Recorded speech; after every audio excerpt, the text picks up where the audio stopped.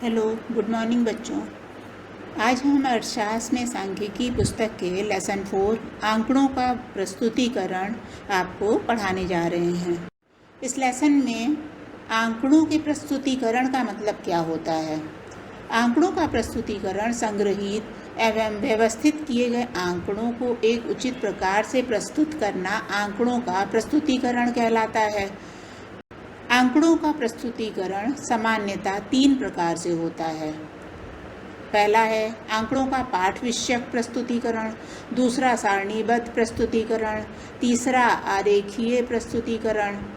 तो अब जो आंकड़ों का पाठ विषयक प्रस्तुतिकरण है तो उसमें यह है कि पाठ विषयक प्रस्तुतिकरण में पाठ में ही आंकड़ों का विवरण दिया जाता है। आंकड़ों का परिमाण बहुत अधिक ना होने पर प्रस्तुतिकरण का ये स्वरूप उपयोग में लिया जाता है। इस विधि में सबसे बड़ी कमी ये है कि इसमें निहित आंकड़ों को समझने के लिए आपको पूरा पाठ पढ़ना होता है किंतु इसके माध्यम से प्रस्तुतिकरण के खास बिंदुओं को प्रभावशाली ढंग से प्रस्तुत भी किया जा सकता है।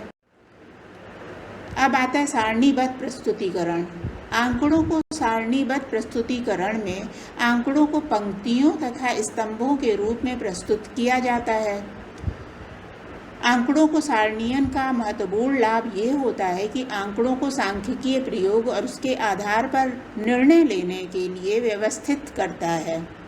सारणीयन में प्रयुक्त वर्गीकरण 4 प्रकार के होते हैं। पहला है गुणात्मक वर्गीकरण, गुणों के आधार पर वर्गीकरण जिसमें होता है। फिर है मात्रात्मक वर्गीकरण, मतलब क्वांटिटी के आधार पर होता है। फिर होता है कालिक वर्गीकरण जो समय के आधार पर होता है, दिन वर्ष माह के आधार पर। और स्थानिक वर्गीकरण मतलब जो स्थान के आधार पर होता है। अब डिटेल में आते हैं। गुणात्मक वर्गीकरण से तात्पर्य एकत्रित किए गए आंकड़ों की गुणात्मक विशिष्टता के साथ वर्गीकृत करना गुणात्मक वर्गीकरण कहलाता है।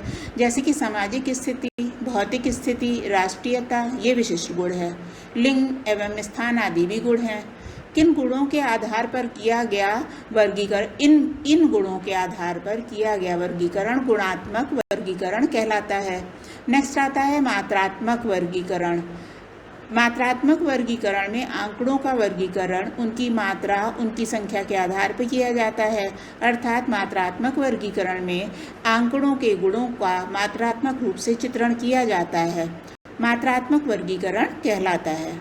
विशेषताओं को दर्शाने के लिए सीमाएं निर्धारित करके वर्गों का गठन किया जाता है, जिन्हें वर्ग की माया या सीमा कहते हैं। मात्रात्मक वर्गीकरण में दिए गए आंकड़ों को इन वर्ग की सीमाओं के अनुसार लिखना मात्रात्मक वर्गीकरण कहलाता है। कालिक वर्गीकरण और स्थानिक वर्गीकरण। कालिक वर्गीकरण में वर्गीकरण का आधार समय होता है तथा आंकड़ों को समय के अनुसार वर्गीकृत किया जाता है। इस समय घंटों, दिनों, हफ्तों, महीनों, वर्षों इत्यादि में हो सकता है। और स्थानिक वर्गीकरण में आंकड़ों का ऐसा वर्गीकरण जिसमें वर्गीकरण का आधार स्थान हो तो उसे स्थानिक वर्गीकरण कहते हैं। ये स्थान कोई गांव, कस्बा, जिला, राज्य, देश इत्यादि हो सकते हैं। अब आंकड़ों का सारणीकरण यानी टेबल बनाना और सारणी में क्या क्या पार्ट होते हैं ये बताने जा रहे हैं आपको। सारणीकरण विभिन्न वर्गों के आंकड़ों को एक उपयुक्त क्रम में पंक्तियों एवं स्तंभों में सारणी के रूप में प्रकट किया जाता है। तो सारणी संख्या के अंग निम्नलिखित हैं। पहला है सारणी संख्या, दूसरा शीर्षक, तीसरा उपशीर्षक या शीर्षक स्तंभ शीर्षक, चौथा अवशीर्ष या पंक्ति शीर्षक, पांचवा सारणी का मुख्य भाग, छठा माप की इकाई, सातवां स्रोत, आठवां टिप्पणी कंक्लूजन। तो बच्चों आज हम आपको इसमें इस लेसन में इतना ही पढ़ा रहे हैं। इसके आगे की व्याख्या हम कल करेंगे। तो आज जितना पढ़ाया उसको अच्छे से समझ लीजिएगा और कल इसके आगे हम कंटिन्यू करेंगे।